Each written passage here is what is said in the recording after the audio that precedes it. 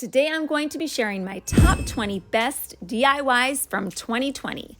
I'm going to break it down and show you my 5 favorite from spring, summer, fall, and winter. So let's get started. The first DIY that we're going to do is this carrot flower arrangement. Now I love flowers. They have such a beautiful way to brighten up a room and to bring a freshness to it.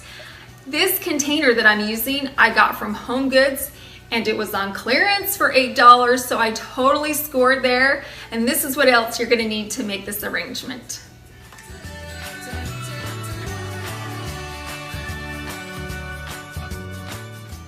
First, I got some floral foam and I put it inside of my small container. And then I took that small container and I put it inside the larger container. Then I got my raffia and I tucked it inside the vacant space that was between my smaller container and my larger container. Now, this does double duty. The raffia will hold the carrots in place, but it will also hide the smaller container inside so you don't see it and you don't see the floral foam either. Next, I took my carrots and I pushed them inside the raffia. Now, I put the carrots in between the raffia and the glass front. The reason why I do that is because you want to be able to see, look how pretty all those cute little carrots are. You want to be able to see the carrots and you don't want the raffia to be in the way. So make sure that when you put the carrots in, that you have it facing the glass with nothing blocking it. Once all of my carrots were evenly spaced throughout the entire perimeter of the container, it was time to add the flowers. Now, all of my flowers are from the Dollar Tree, and the Greenery is from Michael's. So I started off with my tallest flower first, which is my hyacinth. I placed it in the center, and then I added my tulips and my other white flowers around it to make a dome. Now, down at the base, I took some flowers and I trimmed the ends off with some wire clippers so that they were shorter and they could be closer down by the base. Now, after I had all of my flowers situated, I added the Greenery.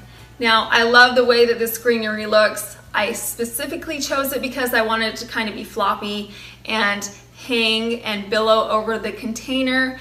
And I again spaced them out basically at the bottom because I wanted that look of it hanging over. And I really like the way that the Greenery ended up looking.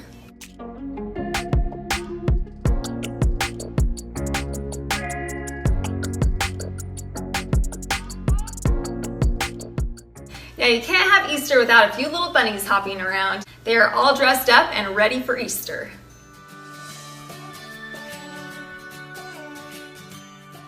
Now, the first thing that I did was I selected my scrapbook paper. Now, I chose this light blue paper, but this is where you can get creative. You can choose a bright color, you could choose one with a pattern or a different texture on it. So after I had selected my paper, I put my wood bunny down on the paper and then I traced around it to get an outline. Then I cut it out. Next, I got some Mod Podge and a sponge brush and I liberally added some Mod Podge to the surface of the bunny. And then I carefully lined up my paper bunny and placed it on top of the wood bunny. Then I got my handy dandy kitchen scraper and smoothed it out to get rid of all the air bubbles. And then I let it dry for about an hour. I have found that when I let it dry for about an hour, that when I go to put the top layer of Mod Podge on it, that it doesn't have as many bubbles or wrinkling on it. So after I let it dry for an hour, I got some more Mod Podge and my sponge brush and I added another layer and then I let it dry completely, which was for me overnight. Now I decided to dress my bunnies in their Sunday best. So I got some pearl beads from the Dollar Tree. And I took one of them and I got some hot glue and I put a dab of hot glue onto the pearl bead and then I stuck it on the tail. And then I have a beautiful trim that had some lace and some pearls on it that match with the pearl bead. I cut out a segment, I got some hot glue, I hot glued it and I put it around the neck of the bunny. And then I had some thin ribbon and I tied it into a bow. And then I hot glued that bow into the center of the trim. Finally, I wanted my bunnies to be displayed upright. So I got a triangular block And I got some hot glue and I hot glued it to the back of my bunny. And now my bunnies can be freestanding. My video is part of the Best 20 DIYs of 2020, hosted by Heidi Sonboul DIY and her co-host Leonette from DIY Beauty on Purpose. I'll leave a link to both of their channels as well as the playlist in my description box. Now I got the frame from the Dollar Tree, and that's the only money that I spent. I only spent $1 on this DIY. So I got the frame, and then me and my sweet little daughter, my 6-year-old, went on a little nature hunt outside. And we gathered up about 26-inch to 1 foot long twigs. And then I gave them a good wash to remove any dirt or bugs. I prefer my bugs to stay outside, so that's one part of spring that I do not want in my house. So I made sure that they were really washed really well, the twigs, and then I let them air dry. Once my sticks were fully dry, I got a general layout of where I wanted them to be. I placed the sticks around the frame, and then I got my hot glue gun and I put a line of hot glue directly onto the frame, and then I placed my sticks right on top and pressed down firmly so they would stay in place. And then I continued to add hot glue and sticks to the frame. I like the fact that these sticks aren't straight and that the little curves and knots in them make it look a little more natural and help to resemble a bird's nest.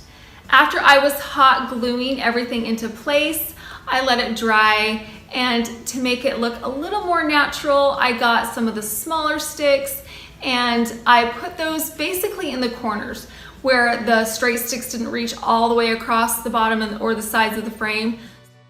I continued hot gluing the sticks onto the frame until the frame was completely covered. After my sticks were all in place, I put some moss on. I got this moss at the Dollar Tree, and I got some hot glue and I put it in the corners and in various spots around the frame. I just pressed that moss right onto it. And then also at the top, there was some places where you could still see the frame directly. And so I put some moss on top of the frame so you couldn't see the frame, and it looked like everything was cohesive and one bird nest frame. This bird nest only cost me, like I said, $1 because I had everything that I needed, or I foraged outside for it. So I have seen some frames, some twig frames online for $125, and I don't even like them as much as I like this frame. So go ahead and make your own frame. It's a perfect piece for spring, and I really think that you'll like it. Now, to keep with the really cheap theme, I found a picture online and I just printed it off. I searched for free spring bird printables, and there were a lot of options that came up. I decided on this one. If you like this picture, I will leave a link to where I got it on the website so you can find it and just print it off. And that's what I did, and then I placed it inside of my frame to pull the look together.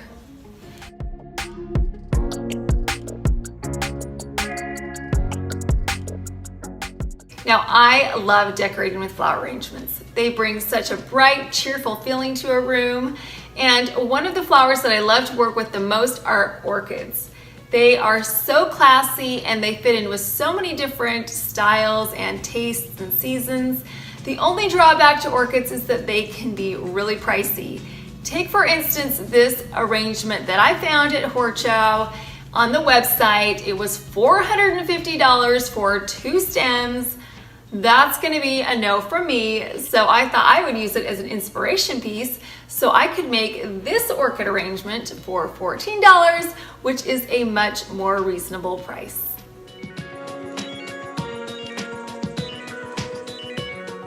Now, I knew that the most difficult part of this arrangement was going to be finding a similar container to my inspiration piece.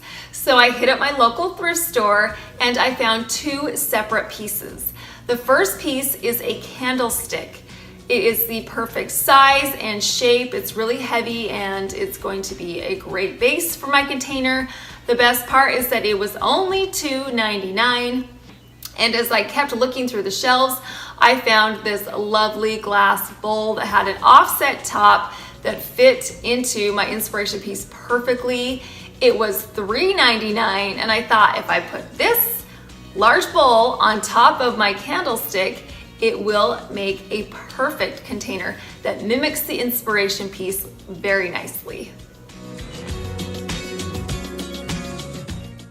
Now, I'm not going to glue my two pieces together because I want to have the option to use them separately later on, and they're heavy enough that they'll stay together, and I'm not going to move them around a lot, so there won't be a lot of shifting.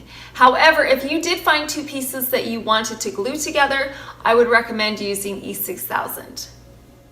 To replicate the foam that's in the bottom of my container, I'm using some foam that I already have. Now, if you have foam that's been previously used and has a couple of holes in it, don't toss it out, reuse it, it'll still work.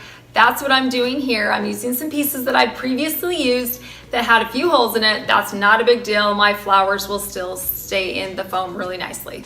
So I'm going to take a square of foam and add a second piece on top of it. And then I'm going to use some floral pins, and I'm going to put some floral pins on each side of my square piece of foam. Then I'm going to take a sharp knife and carve the top piece of the foam into a dome shape that mimics the shape of the foam on my inspiration arrangement. Next, I'm going to place some moss on the surface of the foam. This moss is from the Dollar Tree. I already had it, so again, it's not going to cost me any extra money. I spread the moss out on each side except for the bottom of the foam until it was completely covered. I secured the moss to the foam, again using some floral pins. If you don't have floral pins, you could use hot glue, and that would attach the moss to the foam as well. Because this foam was freestanding in my container, I was afraid that once I added the florals to it, that it would topple over or shift. So to combat that foreseeable problem, I added a dab of hot glue into the bottom of the container, and then I took my square of foam and I pressed it into the hot glue and held it there until it dried.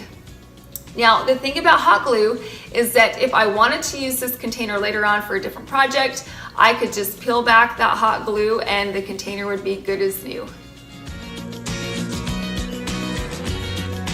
Now that our foam is in place, it's time to add our leaves and our florals. We'll start off with the leaves. These leaves are actually magnolia leaves, but they look just like orchid leaves to me. And I already had them, so I'll save myself some more money that way. So what I did was I got some snips and I trimmed off the top 4 leaves that were on the stem. And then I took those leaves and I poked them into the foam, and then I styled the leaves around so they looked like my inspiration piece.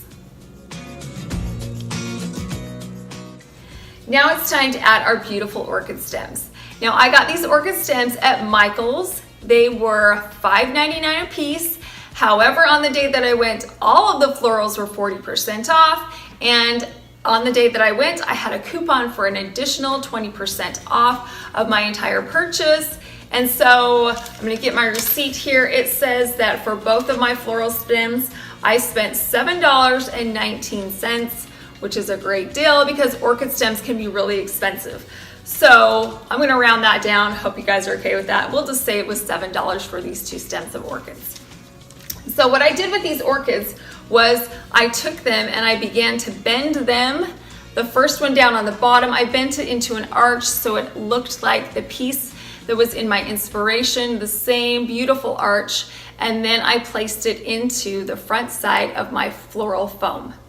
And then for the taller stem in the back, I just arched the top part so it was nice and tall and just had a little arc at the top, and then I poked that into my floral foam in the back.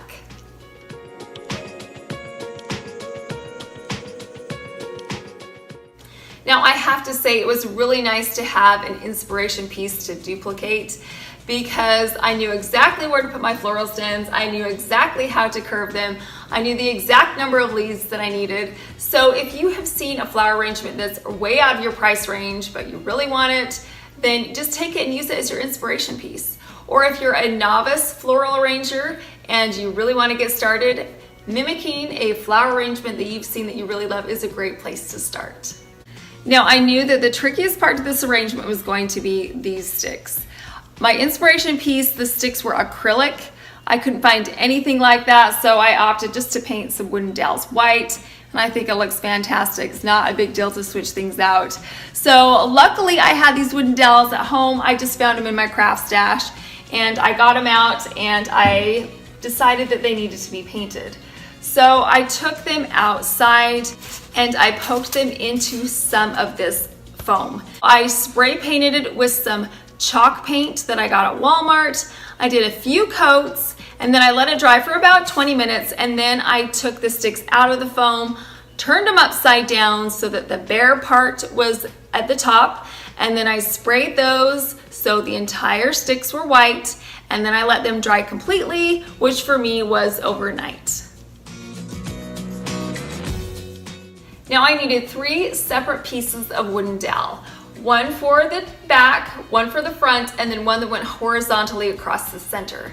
So I kind of eyeballed how I thought the lengths should be, and then I clipped them with some clippers. And then I added the tall stick to the back next to my tall orchid stem, and then placed the shorter piece in the front. Next, I took the second wooden dowel and held it in front of the arrangement until I got a length that was about right, and then clipped it to size. To attach my dowels together, I'm using some thin white ribbon. Now I just took a segment of this ribbon, it was about 3 to 4 inches, and then I held it around the 2 pieces of the dowel, and then I tied the ribbon in a knot and then wrapped the ribbon tightly around the 2 pieces of dowel. When I got to the end of the ribbon, I tied it into a knot to secure it together, and then I cut off the excess ribbon. Now I replicated this process down on the lower one. I took my segment of ribbon, I tied it around the dowel into a knot, wrapped it around a couple times, tied it in a knot to secure it when I was finished, and then snipped off the excess ribbon.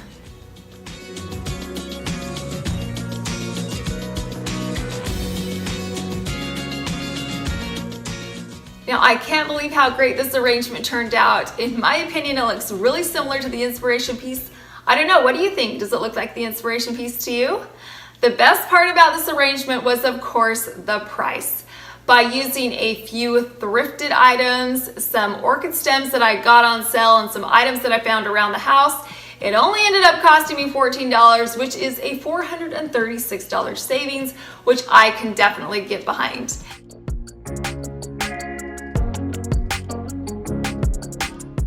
I'm going to be showing you how to make this 30-inch 3-tiered tray out of items that I just had in my craft stash. Nothing that I used to make this has been newly purchased. So the tiers that I have right here on my tray are made out of pizza pans, and the top tray is made out of a garden container, and all of the items that I got were from the Dollar Tree.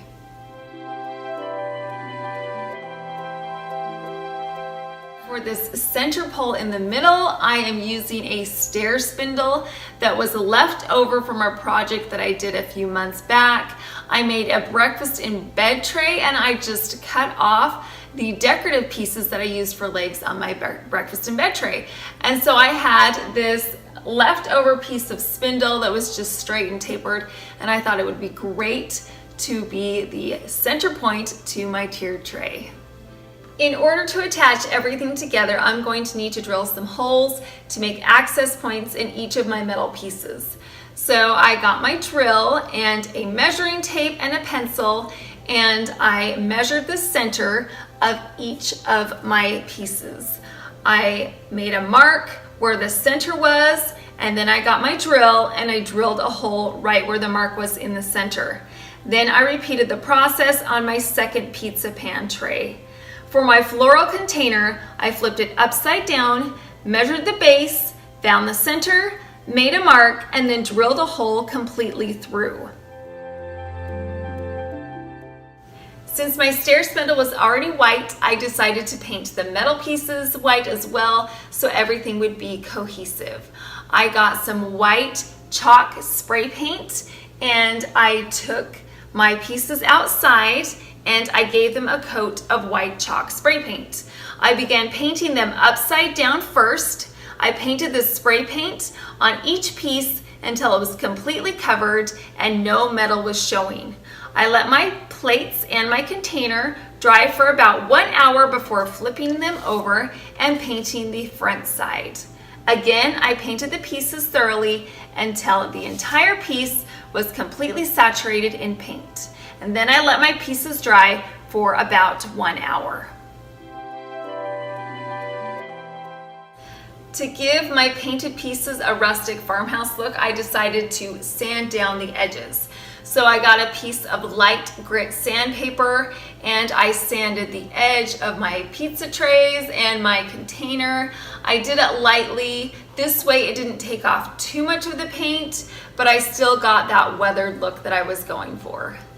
For the feet of my tray, I'm using some wooden blocks that my twin boys have outgrown and they don't play with them anymore, so now it's my turn to play with the blocks. So again, I took these outside and I gave them a coat of paint to make sure that the entire thing was saturated, and having these white go along with all the other white pieces so everything is cohesive. Now I needed 3 separate segments from my wooden spindle. I decided to do the bottom piece as a 10-inch segment, the middle as a 9-inch segment, and a 7-inch segment for the top. I got a measuring tape and a pencil and I measured out the sizes that I needed and I marked it off, and then I took my wooden spindle outside and I got my jigsaw and I cut the pieces to the correct size. I just cut right along that pencil line to get my 3 segments. Now, if you don't have a jigsaw, you could use a handsaw or a hacksaw and that would work as well. My spindles also needed to have some access points to them, so I got my drill out again. I lined up the drill bit to the center of the spindle and drilled a hole deep enough to accommodate the screws. Now that everything is cut, drilled, and painted, it's time to assemble our tray. I'm going to use 3 screws to assemble everything together. I'll need 1 wood screw and 2 dowel screws. Now, the first base layer is going to be put together with that wood screw. I'm going to take that wood screw and I'm going to screw it through the center of my pizza tray directly into the hole that's at the base of my wooden dowel. I'll screw it together and I'll do it really tightly until it's firmly attached. For the middle tray, I'm going to use a dowel screw. This is the screw that has the threads on either end, and I was wondering, how am I going to get that into this particular wooden dowel? So I thought, maybe if I take the drill bit out and put that screw into it, that maybe I could screw it in that way, and guess what? It totally worked. So I put it in there, I screwed it down into the center about halfway, and that way there was still about half of the screw that was poking up. I placed my second pizza tray right on top, and then I took my 9-inch segment and I twisted it onto the screw that was poking up. I did it until it was really firmly screwed in and everything was nice and snug and stable. I repeated the process with the second dowel screw on my third 7-inch segment of wooden spindle.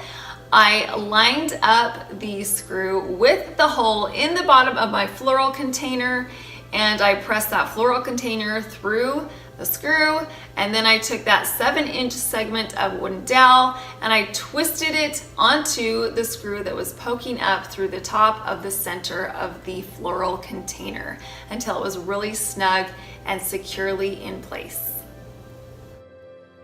I was completely out of ideas of what I could use as a decorative topper for my tray until I remembered that I had a box upstairs of some leftover dowels and tie backs and some curtain rod ends, and I looked through it and I found this sparkly little gem. Look how pretty that is.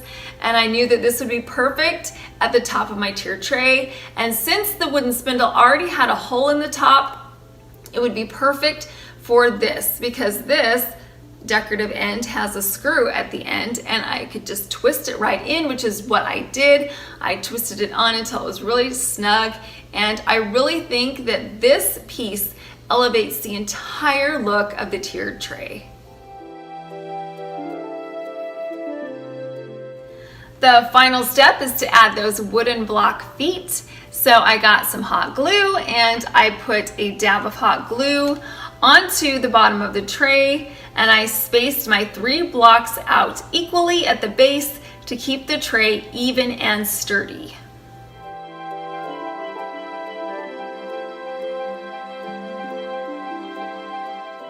And now my tray is complete and ready to be styled. Now I went with a beach theme for 2 reasons. Number 1, because I love the beach. Who doesn't love the beach? It's so calming and serene. And then number 2, because it's what I had on hand.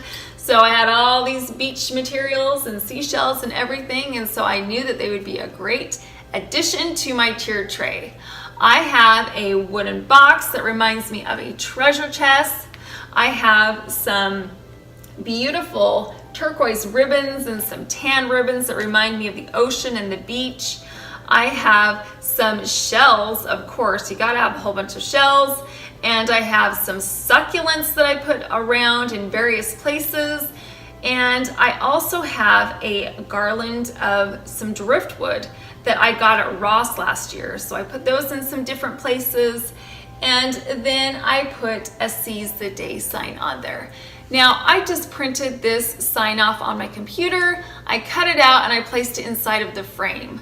I love this message of Seize the Day because right now we have a lot of things going on in the world, but each day is a blessing, and I think it's really important that we appreciate each day and really make the most of it. I was able to create this 30-inch, 3-tiered, stylish tray with things that I had upstairs in my craft stash. We have a lot of extra time right now on our hands, and I think that if you just rummage through what you have at home, go through your craft stash, pull some things out, and get creative, because you all have the potential to make something amazing.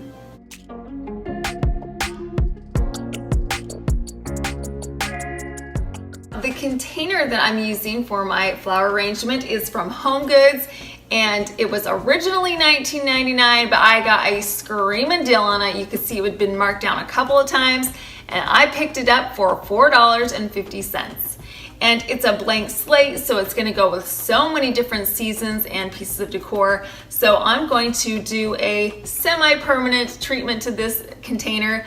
What I did was I got a fishing net at the Dollar Tree, and I got some double-sided tape. Now I took this double-sided tape and I put it along the length of my container, and I did it all around the perimeter, so I had strips of double-sided tape so I could then take my fishing net and begin to wrap it around. Now I started at the bottom and I took the net and I pressed it firmly onto the tape, and then I just coiled it around the container. Every time I got to a piece of double-sided tape, I just pressed it firmly against the tape, and it held it so nicely in place. The double-sided tape is a great option to use instead of hot glue or other kinds of glue, because at the end of this season I can take this net off and use the space for another project or another piece of home decor. Once my container was covered in the netting, I got some floral foam and I pressed it inside, and then I got some reindeer moss and I spread that over the entire surface of the top. I got some floral pins and I pressed that over the top of the moss to keep everything in place. I purchased my hydrangeas from the Dollar Tree. I got this pretty coastal blue hydrangea and kind of a pear colored hydrangea, and they're gonna be perfect for my beachy feel. So what I did with my hydrangeas was I wanted to have them kind of mimic the container, just kind of low and round. And so I got some tin snips and I trimmed down the stems. On the green ones, which I'm starting with first, I cut those down to about an 8-inch stem, and then I placed one bunch on the left-hand side and one bunch on the right-hand side. And then I moved on to these pretty blue ones, and I trimmed those as well. These were more like a 10-inch stem, and then I put the hydrangeas in the front and in the back. So that way I have a lovely, as you can see, I kind of turn it and you get the pretty flowers all the way around. So after my hydrangeas were in place, I wanted to add some leaves. I got these stems of Greenery at Michael's, and it's just another bit of color that you could add to it and interest. So I just placed those in some vacant spots. And then the final piece was to add these shells. Look how cute those are. So what I did was I just got some wooden skewers and I cut them in half. And because my shells were curled, I just took that wooden skewer and I just pressed it right inside the little hole, and it held it really snugly in place. I didn't add hot glue to mine. However, if you were concerned about the stability of it, you could add a little bit of hot glue to the end of your wooden skewer before you put the stick inside the shell. And then I took my shells and I just put them in random spots around my arrangement to give it that final little bit of a summertime vibe.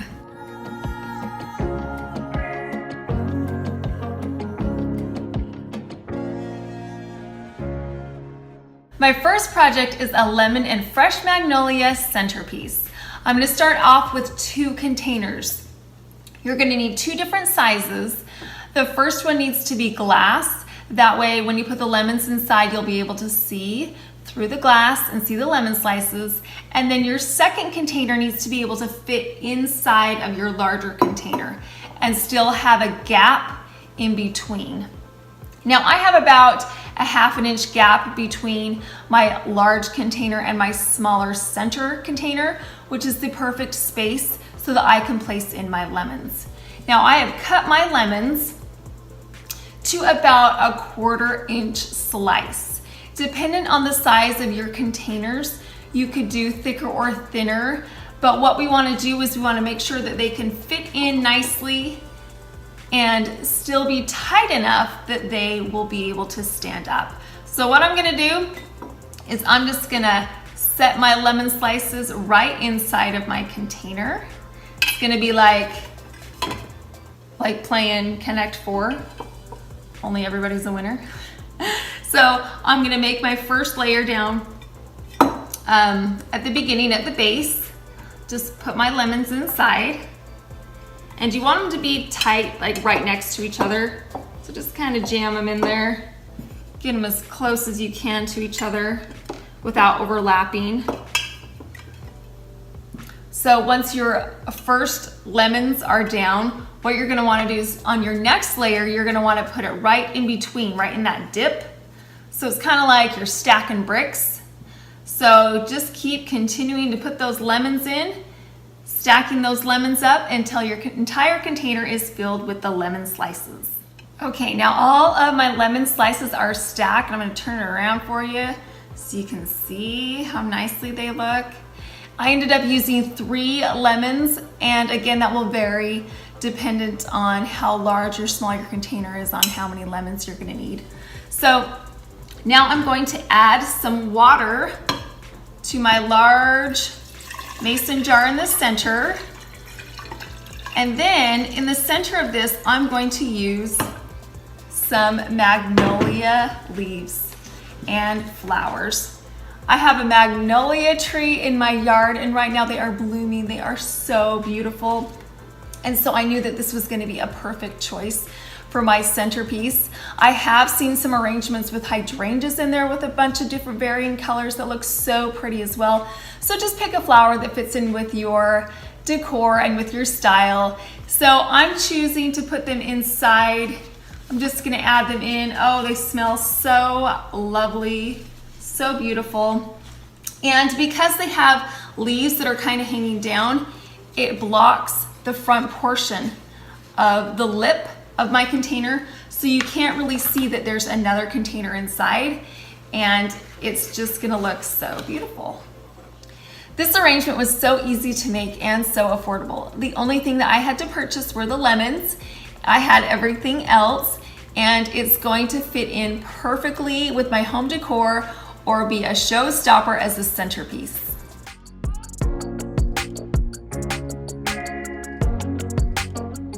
My next project is a look for less. I found my inspiration piece on the Pottery Barn website. It was these wooden link objects.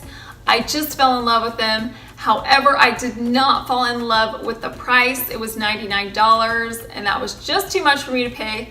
So I decided I would make it myself. The first thing that I needed to do was find some wood that was similar to my inspiration piece. I found a cutting board at TJ Maxx that was similar in color. And I turned it over and bonus, it was on clearance for only $6. I was so excited. So I brought it home and I measured it out and I found that I could get 4 oval links off of this one cutting board. So I made a template. Here's my template. After I measured it, I got a piece of paper and I cut it to the size that I needed, and then I drew an oval. Now on my inspiration piece, their ovals were kind of misshaped a little bit and had some curved edges. So I did the same thing with mine. It's not even, as you can see.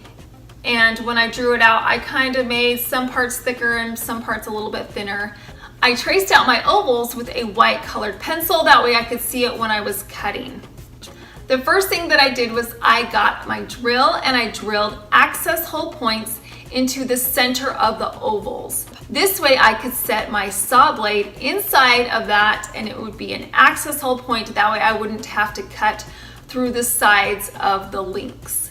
So I cut the circles out in the center first with my jigsaw, and then I cut the ovals themselves out. I kept doing that until all 4 of my links were cut out. After I had my oval links, I decided I needed to sand down the edges, so I got some sandpaper and I sanded it down till it was really smooth. The Pottery Barn ovals were linked together with some magic and some extra steps and some craftsmanship, I'm sure. But guess what? Rope's gonna work just fine for me. So I have this rope upstairs and I cut it into about 6-inch segments, and I'm going to take 2 of my links, put them together, wrap the rope around it, and then hot glue the edges together.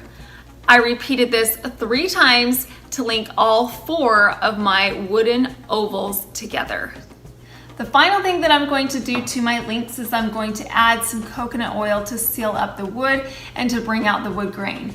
Now I did these 3 links last night and I left this one for you guys to see the difference. So I just have plain old coconut oil. You can get this at the grocery store, pretty much anywhere. So I'm just gonna take, it's gonna take a little bit. I'm gonna put it on my paper towel and then I'm just going to rub it along the surface of my link, all over the wood. Can you see? I don't know if you can see the difference. I'll try and zoom in a little bit, but it just makes it look so much richer and so much nicer. It really enhances the color of the wood and it makes it so the wood grain is so much more visible, and it's a good way to seal up your wood too. These nautical links turned out beautifully, and the only money that I spent was $6 on that wooden cutting board. I had the rope and the hot glue and everything else, so that's a big savings from the $99 Pottery Barn look. I see trays like these all of the time at my thrift store. So I thought I would take this blue plastic generic tray and glam it up. The way I'm gonna do that is, at first, I'm going to give it a coat of white spray paint. It's the same spray paint that I used on my box. It's Rust-Oleum White Blossom. I'm going to coat it really well because I didn't want to see any of the blue coming through. In order to do that, I did have to give it a couple of coats because that blue was pretty stubborn and didn't want to go anywhere, but eventually I got this paint to cover up all of the blue. And now we're gonna turn this generic tray into something custom and high-end. The way we're gonna do that is with some wrapping paper. I got this white and gold wrapping paper at Home Goods. I'm going to lay it out. I'll place my tray on top. Then I'm going to trace around it to get the shape that I need. Then I'm going to cut it out with my scissors. And now, to get that oval to the exact size that I needed, I did have to trim it a little bit because I wanted it to fit snugly in the base of my tray and not come up on any of the sides. After it was perfectly sized, I did a dry run and I placed the paper inside. Then I got my Mod Podge and I added a liberal amount to the bottom of the tray with a sponge brush. I made sure that it was completely covered, and then I put my paper oval down. Now you're gonna wanna work pretty fast because the Mod Podge will adhere really quickly to the paper. Once it was set, I got my kitchen scraper and I pressed firmly against the paper so that it would stick to the tray really well. And also scraping the paper onto the tray gets rid of any air bubbles that may have been trapped underneath the paper. After this was all finished, I let it dry for about an hour and then I added the top layer. Again, I added a liberal amount to the top. I sponge brushed it on and made sure that it was really even, and then I let it dry completely. Now just look at this tray. What a glamorous transformation. It went from something that you could just throw some barbecued items on to something that you want to put your beautiful perfumes on, or maybe some gorgeous office supplies. You could put a beautiful candle on it, or like me, I'm placing my 2 reimagined floral arrangements. And I think that they look so beautiful on the tray. The tray ties the gold together, it ties the white together. It adds a little more geometric flair to it. Instead of just having solid colors, it adds a pattern, which I think that this little display needed. Now I only spent $6 on my original pieces, but by adding some paint, by adding some wrapping paper, by adding some different treatments, it just makes these pieces look so high-end. I love the way that the florals look. They just look so feminine and pretty. And the color gold elevates this to make it look a little more high-end, and the white makes it classic. I needed to make a desk because I just didn't have one. Now, if you remember in the inspiration video, I showed you 2 iron side tables. They had a beautiful scroll detail, and I told you that I was gonna make a desk out of these side tables. Well, I did it. The first thing that I did was I took the top off of the side tables and then I spray painted them gold. Now, this gold spray paint was a little too 24 karat shiny gold, not really what I was going for, so I needed to tone it down, and I did that with some champagne metallic paint that I got at Michael's. I got a sponge brush and I brushed it all over the ironwork that was on the side table. There's such a drastic contrast in the 24 karat gold versus the champagne gold, and I was going for the champagne gold, so I love the way that it turned out. So now that my bases are finished, I needed a top to my desk. I went to Lowe's and I got some wood there. I got some higher grade stain wood that you could either stain or paint, and I actually had them cut it there. They cut the top because I knew that with their ripsaw that they could get my dimensions perfect. And if you didn't know, Lowe's cuts the wood that you purchase there for free. So that was a bonus. So now that my top was finished, I needed to do the frame that was gonna support the top. So I got some 1x4s, and this is where I'm getting out my power tools. I got a miter saw for Mother's Day. Pretty good gift, right? So I took it outside by my back pool and I set it up. I got my wood and I began to slice the wood to the right size. I used a 45-degree cut. I did this so I could get a seamless corner. I didn't want to see where the wood ended and the next piece began, so a 45-degree cut will do this for me. After I had all of my framed pieces cut, I laid them out on the floor to make sure that I had everything in the correct spot and that each one of the corners lined up evenly. And then I got a whole bunch of metal brackets. Now I'm using a ton of these brackets because I want to make sure that this table is securely put together. I plan on using it all of the time, so I want it to be really sturdy. So I got some shorter screws and I screwed those metal brackets into the wood. The reason why I'm using shorter screws is because I don't want any of the screws to poke out either the top or the sides. To add a little bit of extra detail to my desk, I got some trim. This is the same trim that I'm using on my box moldings. I cut all of my pieces to the correct size, and then I put some liquid nails on the back. I placed those trim pieces right underneath the lip of the top, and then I got my nail gun and I secured everything together, and then I filled in those holes with some wood filler, and then I used some caulk and I caulked all of the gaps that were on the desk. Once the tabletop was assembled, I needed to paint it, and I used Sherwin-Williams Extra White. I painted several coats over the top and the sides, and then I did a Minwax polyurethane top to give it a really good seal because, again, I will be using this for all of my crafting, so I wanted to have a very well protected top. Now it's time to assemble it back together. I got those iron bases and I put them on top of my wood, and I used the same screws that were in the side tables before, and I screwed everything together. Then I flipped it upside down and I could not believe how beautiful this table was. I was pretty proud of myself, I'm not gonna lie, and I just think that it's going to be such a nice piece. It's really sturdy, it's really the focal point to the room, and I couldn't be more happy with the way that everything turned out.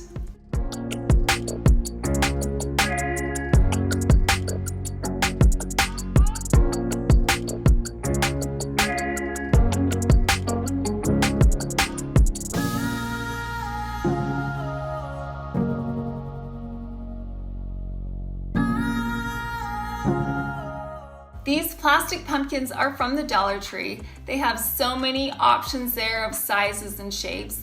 I decided to go with a smaller pumpkin because they were going to be an accent piece on my display. So the first thing that I needed to do was pull out the stem. The reason why I'm pulling out the stem first is because when I go to adhere the napkins to the pumpkin, it will adhere smoother without the stem, without working around the stem. And so I pulled it out. It just slid right out. I didn't have to pull very hard. It came right out. I'm going to cut my napkin into strips for this pumpkin because the strips will lay flatter and adhere better to a curved surface as opposed to just one giant napkin. You'll have a lot of bunching and bubbling if you do it that way. So I cut my napkins into about 1.5 inch strips. Now, I did forget to take the backing off the napkin before I cut it. So save yourself some time and remember to remove that bottom layer before you cut it. Once everything was cut and I had my strips, I put the Mod Podge all over my pumpkin. Again, I used my sponge brush and I applied it liberally. Then I got my napkin strips and I started at the top and I smoothed it out towards the bottom. I did have some overlapping parts on the edges. It was okay, it looked fantastic. I'd rather have a little bit of an overlap as opposed to some pumpkin underneath that was shining through, so a little bit of overlap is okay. Once my pumpkin was completely covered, I moved on to my second pumpkin. I repeated the process of adding the Mod Podge and then adding the strips of napkin. Once everything was covered, I let these pumpkins dry. Again, for a couple of hours because the napkin was so thin, I wanted to make sure that it was completely dry before I added the top layer of Mod Podge. I brushed on a generous layer of that Mod Podge to the top surface of my pumpkins, and then I let them dry overnight. To replace the stem, I got a wooden skewer and I poked it into the original hole that the stem was in, which gave me an access point so I knew exactly where it was, and then I just pushed that stem right back in. And that's it. These were so easy and affordable to make, and they will up the elegant factor on my display.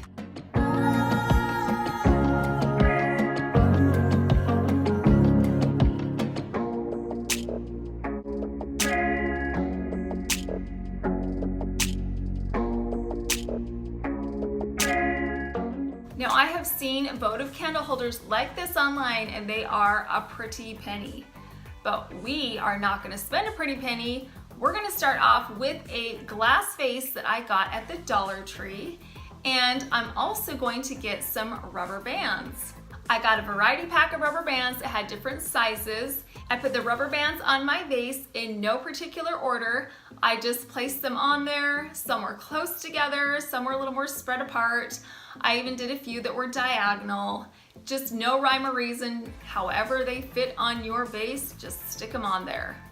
Once I had my rubber bands on my vase, I took this outside and I used some gold metallic spray paint, and I sprayed some coats of paint on the outside of the vase, and then I let it dry completely. Once it was dry, I took the rubber bands off, and in this picture it looks like there's paint chipping off of the vase, but it's not actually chipping off of the vase, it's coming off of the rubber bands. So if that happens to you while you're doing this, don't get nervous. It's just coming off of the rubber bands. It's stuck to this vase really nicely, the paint did. To spruce up my votive candle holder even further, I have a grapevine wreath that I got from the same thrift store that I got the pumpkin at. It was only 99 cents, and I decided to add some fall botanicals. I had some cream florals and some fall leaves. What I did with these was I just poked the stem into the gaps that were on the grapevine wreath, and they stayed really nicely in place. There were some leaves that weren't that secure, so I did get another segment of that floral wire. I wrapped it around the leaves and it attached it nicely to the grapevine wreath. Then I simply took my gold votive candle holder and I placed it in the center, and then I got a battery operated candle and put it inside of my glass vase. And it just looks so high end. I cannot believe how fantastic this is. I only spent $1 on the vase, $1 on the rubber bands, and 99 cents on that grapevine wreath, and then I had everything else. So for, we'll say $3, I got a beautiful fall votive candle holder that looks stunning in this grapevine floral wreath.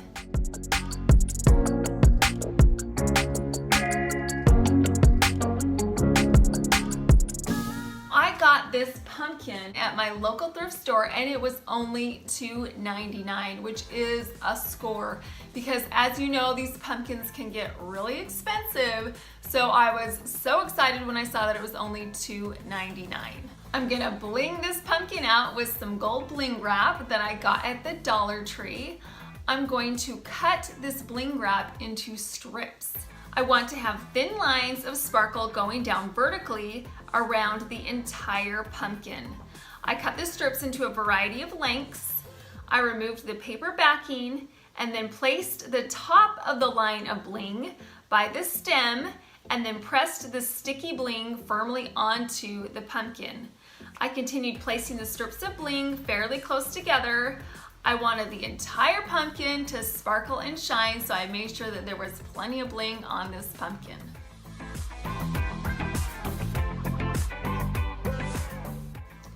To the top of my pumpkin, I'm going to be adding a variety of ribbons and some tulle. I like using the loop and twist method when I make my bows. So I made several loops in my tulle and I twisted the ends and then created another loop.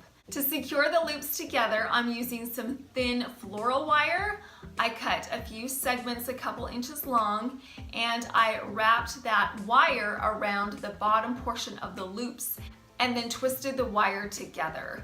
I repeated the process of looping and twisting and adding the wire to my cream and chevron ribbon, and then I made one large loop out of my burlap and lace ribbon.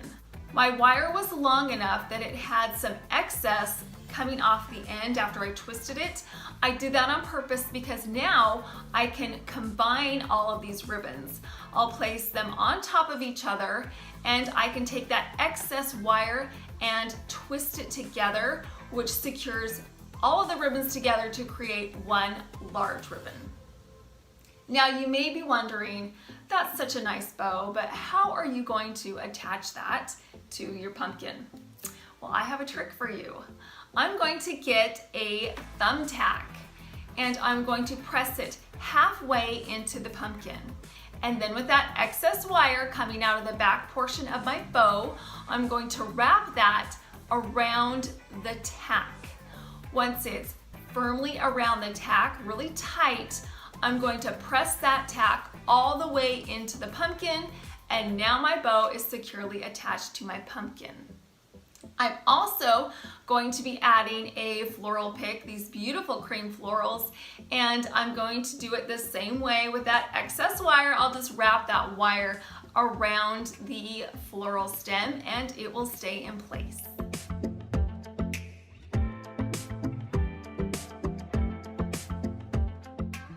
This thrifted pumpkin went from pretty drab to super fab. It was only $2.99 at my thrift store. I spent $1 on the bling wrap and the rest of the supplies I had. I had the ribbon, I had the floral pick, and so for a total of $4, I was able to get something that looks so high-end.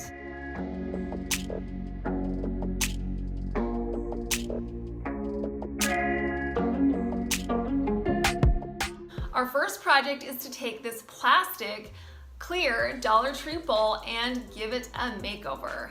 To begin, I'm using some foam stickers that I got in a grab bag last fall. Now, I never thought I would use kid stickers to create an elegant design, but today is that day.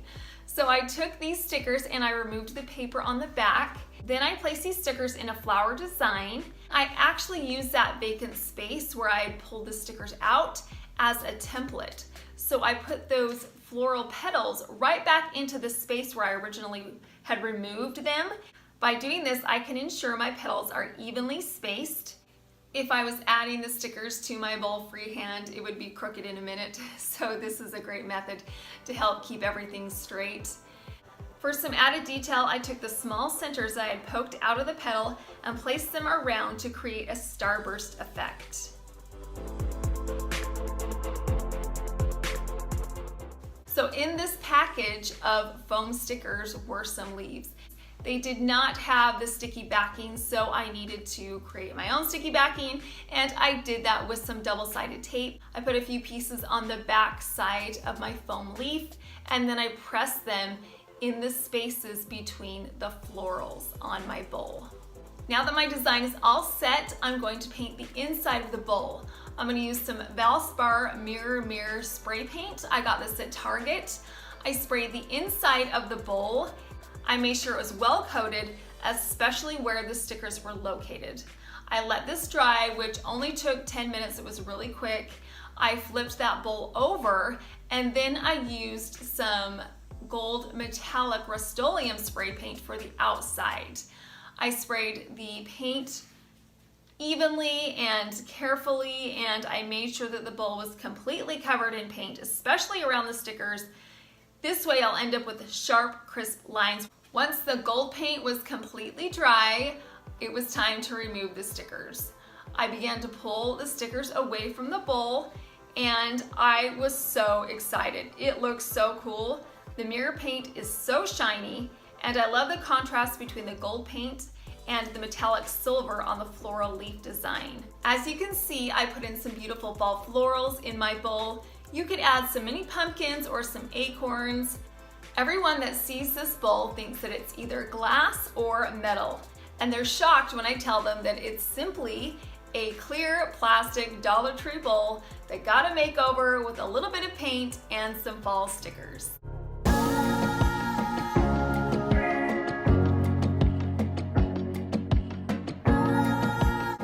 Have you ever been at the store or online and you found something you absolutely loved and then you looked at the price tag and it just broke your heart because it was way out of your budget.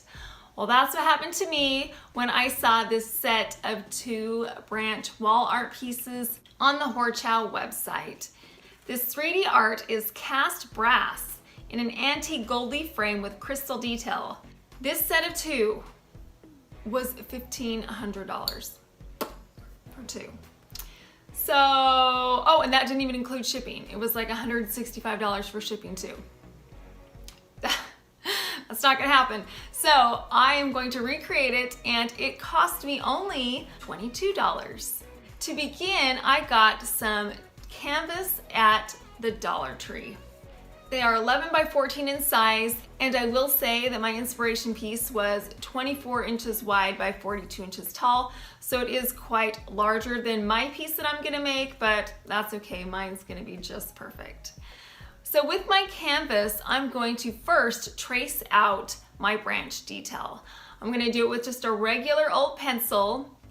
It's important to trace out your design first because if you don't like your design or you mess up, you can easily erase it at this point. But if you paint your canvas first and then mess up and erase, there is a possibility that you could erase some of the paint and then you'll have to start over. So doing your design first is easy because you can always paint over pencil. To create the same muted background in my inspiration piece, I'm going to start off using some Armor metallic paint. I purchased this at Michael's. It was $5.99, but I had a 20% off coupon, and so it brought the price down to $4.79. What I did with my paint was I first watered it down a little bit. That way this softens the color of it and it gives it a little more fluidity as you're putting it on your canvas. You can always add more paint, but it's hard to remove once it's on. So I'm adding it in small amounts and in a watered down version. I used quick brush strokes up and down. This motion softens the edges so you can't see the brush strokes. The second layer of paint that I'm using is this metallic steel paint. I got this from Target. I already had it. I got it like a year ago. I placed the darker shade in the corners, along the edges, and at various places on the canvas where the shading was darker against the branches. The top layer is just some gold craft paint. Again, I purchased this at Michael's. I'm going to brush this gold paint on the same way with quick even strokes to minimize brush marks and soften all of the edges. This gold was the perfect top layer. It added extra dimension and sheen to my background. I think my background version is pretty spot on to the inspiration piece. I love the way that all these layers came together to add one subtle muted backdrop. Once I was finished with the paint, I let it dry completely. Now I had to do some serious brainstorming to think of a solution to create some branches. I thought if I used real branches, they would be too bulky and I would never be able to get them the same shape as the inspiration piece. So my solution is hot glue, because I can mold that hot glue to the exact shape that I need. And it can be three-dimensional. I began hot gluing along the traced lines. The best part about recreating these branches is the more uneven, the better. I'm not looking for straight lines, so having an unsteady, shaky hand is actually going to work to your benefit during this project. So I just continued to hot glue along those lines. I did go back over some of the branches with extra hot glue to make them thicker and add more dimension. After I was done hot gluing my branches, I did have those little strings, so I just pulled some of those off to make sure that the canvas was really clean and that the branches didn't have any of those rogue pieces of hot glue strings all over them. Once all of my hot glue branches were created, it was time to paint them. I'm using some premium ultra bright gold paint. I got a smaller paintbrush and I painted along each one of the branches. These branches are uneven and the paint spotlights the three-dimensional shape by adding highlights to the top and brightening up the edges and indentations. Once my branches were fully painted on the sides, the top, on the edges, I let it dry completely overnight.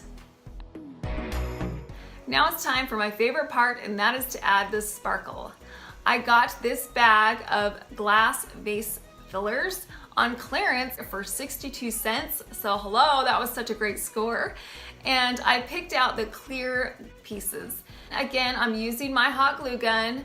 I hot glued the back of the bead before I added it to my canvas. The reason why I did that is because I wanted to minimize the strings from the hot glue, and by putting it onto the bead first and then placing it onto my canvas, it minimized having all those strings all over it. So I continued to place the clear beads all over the branches until everyone was in their spot.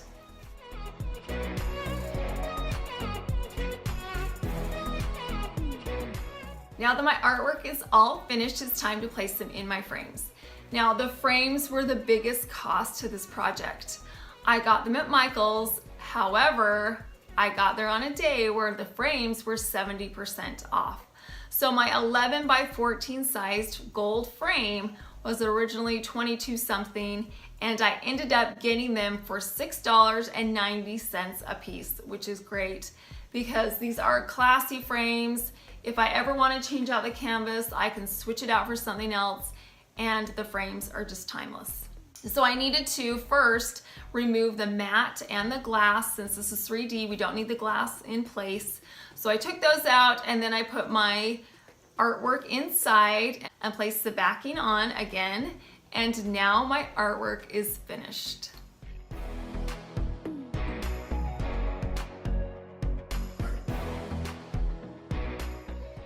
You guys, how pretty are these?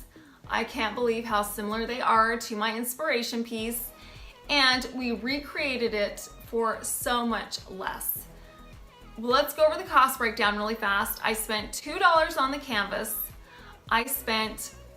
We're gonna round, I hope that's okay. I spent $4.79, so we'll round that to $5 on the paint. The biggest cost was the frames. We'll round that to $14. And the beads were 62 cents, so we'll round that to $1. For a grand total of $22, I was able to get a set of 2 beautiful pieces of artwork. That saves me $1,478 from our original inspiration piece, and we didn't have to pay for shipping. So we saved even more that way too. Hot glue is such a cheap and versatile medium to use for all kinds of designs. So if branches aren't your thing, you can use the hot glue and make some flowers or something else that fits in with your design aesthetic.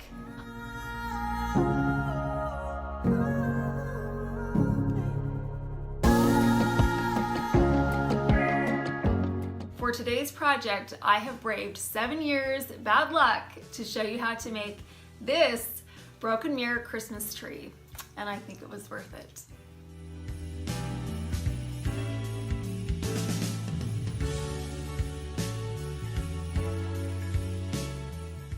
My inspiration for this piece came a while back when I was watching Rebecca Robeson on YouTube, and she made a broken mirror Christmas tree, and I absolutely loved it. And then a little later, I was scrolling through Etsy for some design inspiration, and I came across this broken mirror Christmas tree again, and it just reminded me how much I loved it in the first place. Now, my inspiration piece, this one on Etsy, goes for $425. That's a lot, but don't worry because the shipping is free. But I think that we can do much better, and in fact, I know that we can because I made my broken mirror Christmas tree for $24. First, I needed to come up with a frame. I found a 2 foot wide by 4 foot tall piece of wood at Lowe's. It was a screaming deal. It was only $6.58. I loved the swirls in the grain, and I really wanted to highlight those. And so what I decided to do was to stain it in this Minwax pickled oak stain. That way it was still stained, it was a little more transparent, and it would really highlight all the swirls in the grain. So I painted on the stain with a sponge brush across the entire surface of the wood. Then I removed the excess stain with a paper towel. I let the stain dry for several hours before flipping it over, and I repeated the process on the other side. I painted the entire surface with the stain, and then I wiped it down with a paper towel. I really love the way this almost transparent stain highlights the wood grain while still remaining a neutral backdrop so that the Christmas tree can take center stage. The next step was to add some trim to the perimeter of my board. This way it would create a frame effect. The trim that I'm using is leftover from a previous project, so it's not going to cost me any extra money. And the best part about this is that I get to break out my miter saw. I love getting this saw out. It makes me feel like a professional, like I'm super cool. So I got my saw out, and at first I measured my trim to get the exact size that I needed for each of the 4 pieces of wood that would go on each side of the frame. Then I took my saw and I cut some 45-degree angles, and I repeated this process until each piece of wood was cut to the correct size. I'm going to get a sponge brush and I'm going to liberally paint each piece of trim in the pickled oak stain. Then I'm going to get a paper towel and wipe off any excess stain and then let the trim pieces dry completely. I added some liquid nails to the back of my trim, and then I placed it firmly on the board and then let it dry for several hours. Even though we used some liquid nails on our trim, I'm going to go back through with my nail gun and put a few finishing nails in through the back into the trim to secure it together.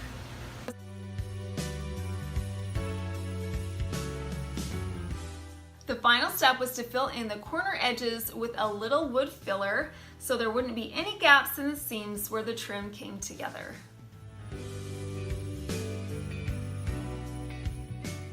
Alright, now that our base is completely finished and dried, it's time to move on to the fun part, and that is breaking the mirror. Now, I purchased this mirror at Walmart. It was only $6.44, and for the size, I think that is a great deal. The next step is to take a thick contractor's garbage sack and place my mirror inside. Then I took a second bag and placed it over the top to double bag the mirror for extra safety precautions. All right, I'm going to be using some safety goggles, and then also I have some gloves with a really thick coating on it so they're not just plastic gloves. This will protect my hands just in case any rogue pieces of mirror go flying anywhere. And as you saw, I put my mirror into some industrial sized leaf kind of garden trash bags.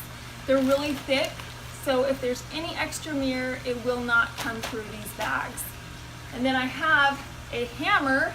One other thing to remember is keep it on a hard, flat surface. A table will maybe bounce around a little bit, so on the ground is going to work really well for me. So here we go. Wish me luck. Hope this is a good idea.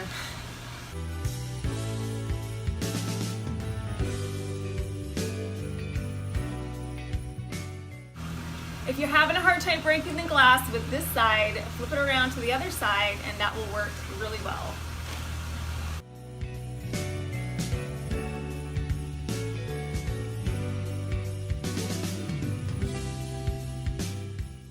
Once I was finished breaking my mirror, I peeked inside the bag to make sure that the pieces were the size that I wanted.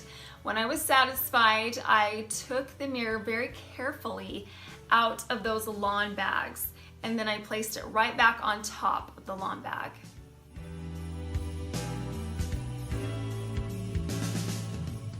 Now it's time to sort my mirror pieces. I took the back of a hammer and I pulled up the mirror pieces, and then I began to sort them out individually by size. On the back side of this particular mirror was a thick piece of paper. So each individual piece of mirror had to be peeled away from the paper, which was a little time consuming, but I think that it really prevented that mirror from splintering and shattering everywhere, kind of kept it together, so I was grateful for the paper. It didn't really bother me to pull that off. During this process, I did keep my thick gloves on and my safety goggles. I did a dry run of the placement of my mirrored pieces to create my Christmas tree shape before I permanently glued it to the wood frame. I simply laid out my various shapes on a large piece of cardboard until I got the design that I wanted. To transfer the pieces from my cardboard to the frame, I placed them right next to each other.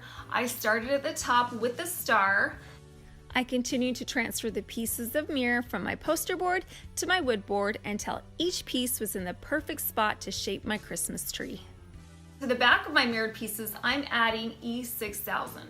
Now, I actually ended up using 2 full bottles of this E6000 because I really wanted those pieces to be stuck well to my board. The last thing you want are some mirrored pieces coming down on you after you have it hung up on your wall. So I wanted to make sure that they were stuck on there really well.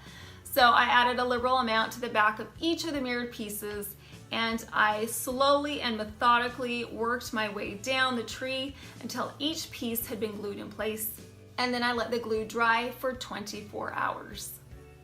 To the back of my frame, I'm adding some frame hooks that I got from an old picture frame that I wasn't using anymore. So again, this isn't gonna cost me any additional money. Once those hooks were on, I hung up my picture on the wall right above the Bombay chest in my office. That way I can enjoy it all season long.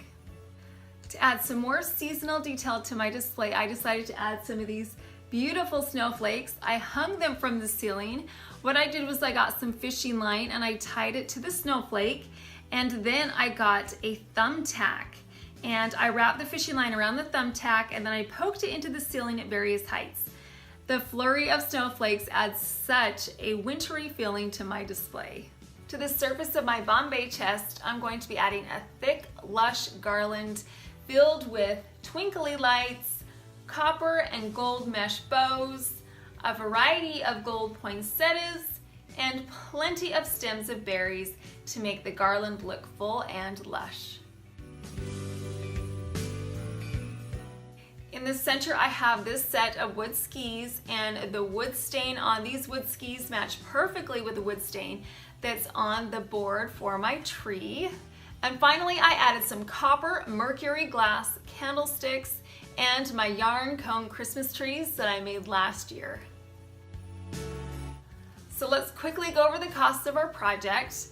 And like always, I'm gonna round because it's just easier to do math that way.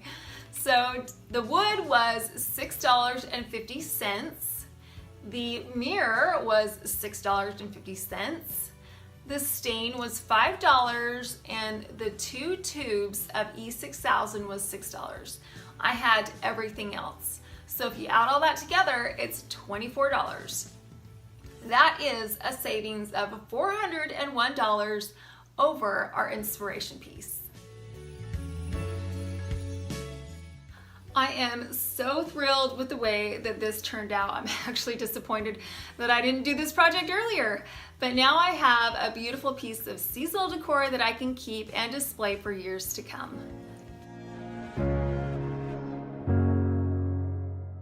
This Christmas season, I have lucked out at finding some amazing treasures at my local thrift store. There is a little Christmas corner in the back portion of my local thrift store where I found this 3-foot tall potted Christmas tree, and it was only $7.99. Yes, $7.99. It was a little worn, that is for sure, but that is a great price. So the first order of business is to take off the lights. Now, these lights were bright and colorful, which is fun, but it's not going to go in with my color scheme, so I had to remove those. That was okay. My first grader snatched those right up and put them on her Christmas tree in the game room so they didn't go to waste. After that, I needed to scrub down the base, this base right here. It was filthy. Clearly, this was a tree that had been outside because there was some dirt on it. There was some leaves, a little bit of sand. We are here in Florida, so sand's to be expected. I got a damp cloth and I wiped it down really well, and it was pretty gross. It was really dirty. So I scrubbed really hard to get it extremely clean. Then I took that same damp rag and I wiped down the branches, got all the dust and debris off of those as well. After I had fluffed the branches, it already looked 100% better. Let's address the pots. Now, I love the raised detail that it has. However, this muddy brown color has got to be changed. Since it's Christmas time, we're gonna call it reindeer fur brown. Whatever color it is, whatever color we call it, it needs to be changed. So I wrapped the trunk in blue painter's tape and then added plastic bags around the branches to protect the tree. I'm using a white gloss Rust-Oleum spray paint. I painted an even coat on the surface of the pot, let it dry for an hour, and gave it another coat of paint, and then let it dry completely. Essentially what I did was I created a base coat with this white spray paint. This reindeer fur brown was so dark and saturated that I wanted to make sure that it was completely covered before I added the top coat of paint. For this top coat of paint, I got this Perla metallic paint at Michael's. It was $10.99, however, I used a 40% off coupon, which brought the price down. I took a paintbrush and I painted on this pearlescent paint all around the raised details and made sure the pot was completely covered in the paint. Then I let it dry overnight. This pearlescent paint was the exact look that I was going for. It looks like satin ribbon, it has the right amount of sheen, and adds elegance to my wintry themed display. Now the lights on this Christmas tree were pretty sparse. It was pre-lit, but there wasn't very many, so I added an extra string of white Christmas lights. I created a large bow with gold and polka dot ribbons and wired it to the top. I wrapped the tree in a gold ribbon, added some poinsettias, segments of beaded garland, ornaments, and gold gems. You guys, talk about a transformation. Have you seen how much these trees go for at the store? They are so expensive. And for $7.99 and a little elbow grease, I couldn't be happier with the finished look.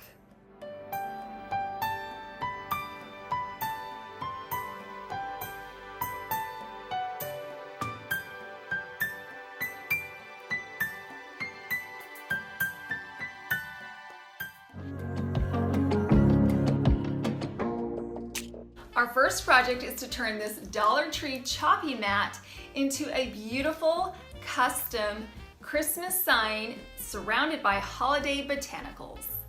I created this "Oh Come Let Us Adore Him" printable, and yes, this is the free printable that I'm giving away to you. I'll leave a link in my description box so you can print it off and use it for your project. So I took my printable and I placed a few pieces of double-sided tape to the surface of my paper and placed the cutting board directly on top of the paper. Now there's a shiny side to the cutting mat and there's a dull side. I used the dull side because I didn't really want that reflection, but you could use the shiny side if you wanted that too. And what I did was I didn't place it directly in the center because a portion of this mat was going to be placed in the foam, so you weren't going to be able to see it. So I placed the words in the upper 2/3 of this cutting mat. I'm going to be tracing out my words with two different types of pen. The first one is a gold paint pen that I purchased at Michael's, and the second is a copper pen that I got at the Dollar Tree. I chose the gold color to put on the top line. I carefully and slowly traced along the words, making sure that each letter was colored in well. I chose the copper pen for the word adore. Again, I colored in each letter carefully and made sure the letter was saturated in the copper paint. The more color, the better. We want it to stand out once we remove the paper printable. The last line I chose to do gold again. And then finally, for those berries on the side, I alternated. I did copper for the stem and gold for the berries. Now the paint dries really quickly, so I only ended up waiting 5 minutes before I removed the paper printable from the back.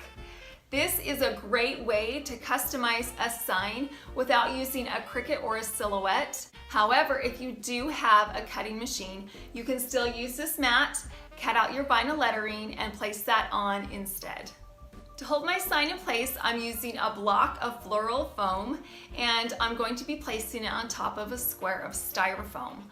I added a decent amount of hot glue to the bottom of the floral foam block, and I placed it in the center of the styrofoam square.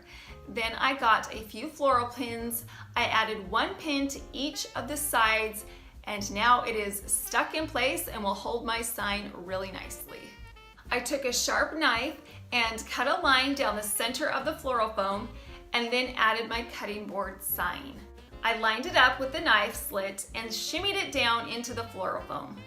I placed the sign into a large wood tray, which adds extra detail, keeps all the florals contained, and also makes it easier to pick up and transport. Next, I covered the base of the foam in some really thin Christmas greenery, and I secured it to the foam with some floral pins. I used plenty of gold and cream poinsettias, some branches with gold berries, those beautiful copper and gold ribbons which tie in the color scheme, and finally some white snowflake ornaments. Isn't this display just so pretty? I put it on top of a sled and I just love the way it looks. It's so high end. Who knew that a cutting mat could be such a great blank backdrop to make a gorgeous Christmas sign?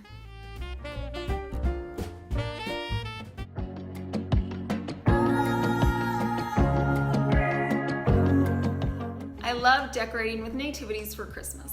It's important for me to have a Christ-centered Christmas. Now, having said that, nativities can get really expensive, especially large ones. So we're gonna play a little game. I got this nativity at my local thrift store. It is 16 inches tall, pristine, brand new condition. How much do you think I paid for it? Okay, do you have a price in your mind? Well, the grand total was $14.99, which is a fantastic deal. So I took this, snatched it right up, brought it home, and I really wanted it to be the focal point to my foyer table. The way I'm going to do that is I'm going to get a rectangular piece of styrofoam. Now you can get these styrofoam pieces at Michael's or Hobby Lobby. I actually already had mine and I've used it for different projects. So what I'm going to do is I'm just going to flip it over to the bottom side and I'll have a blank slate to work with. Now I'm going to add some arches to my display. I got these gold branches at Michael's. They were $9.99. However, on the day that I went, it was 40% off, so that brought the price down significantly. I took my branches and I trimmed them to the size that I wanted, and then I took the branches and I placed them in the back corners of my foam rectangle. I put one on one side and one on the other. Then I took those two branches and I kind of brought them together and I intertwined the branches so that they would stay in place. And it formed kind of a Gothic arch that I really loved, pointed at the top, and it just really highlights the nativity that's going to be placed underneath. To my foam rectangle, I'm also going to add some greenery. I bought this greenery at the Dollar Tree and I snipped it into about 1 foot long segments, and I put it on my styrofoam rectangle with some floral pins.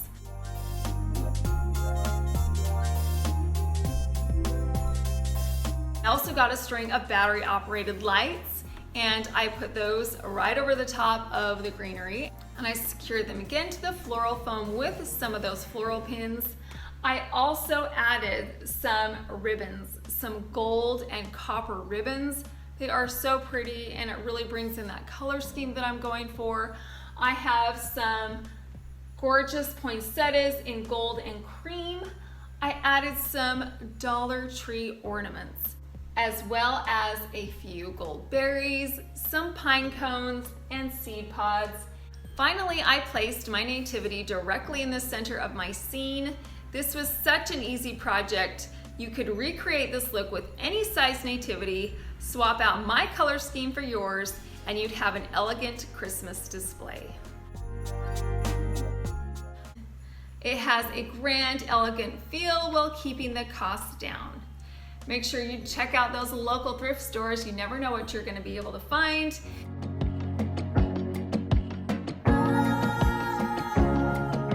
Speaking of garland, let's talk about how I put mine together. My personal preference is a big, thick, beefy garland. The thicker the better. So I took 2 medium-sized garlands and I intertwined them together to get one lush garland. I also took 3 strings of Christmas lights. Yes, 3. I wanted it to shine bright. And I added those around the garland as well. To secure my garland to my mantle, I took some floral wire and I wrapped it around the garland and left a little loop at the top, and then I used 3 command hooks, one on each side and then one in the center, and then I hooked that wire from the garland onto the command hook to keep it securely onto the mantle. I started out weaving some gold mesh ribbon around the garland. I simply wrapped it around. Next, I got a copper ribbon and wrapped that around the garland as well. I added some large poinsettias to the top, sides, and the center. I also added in some large feather ornaments that I made several years ago. I wanted to add some hanging elements to my garland, and as you saw before in my foyer table, I used some terrariums and some of those gold gems. I had some leftover terrariums and I knew that they would be perfect for this particular mantle design. Inside of my terrarium, I decided to add some snow. I used some Dollar Tree bath salts. I love how this resembles coarse snow, plus it smells really good. Mine smells like vanilla, so not only does it look good, but it smells good. I put a candle in the center of the snow. It's a battery operated candle. Again, it will come on by itself every single night, so I don't have to turn it on. And then to hang them, I got some fishing line. I threaded the fishing line through the top circle in the terrarium and then tied it into several knots. And on the opposite end, it is a little heavier, so I needed to secure it to the mantle really well. So I tied it to the command hooks that were on the back. That way it can hang and I don't worry about it falling off because it's too heavy.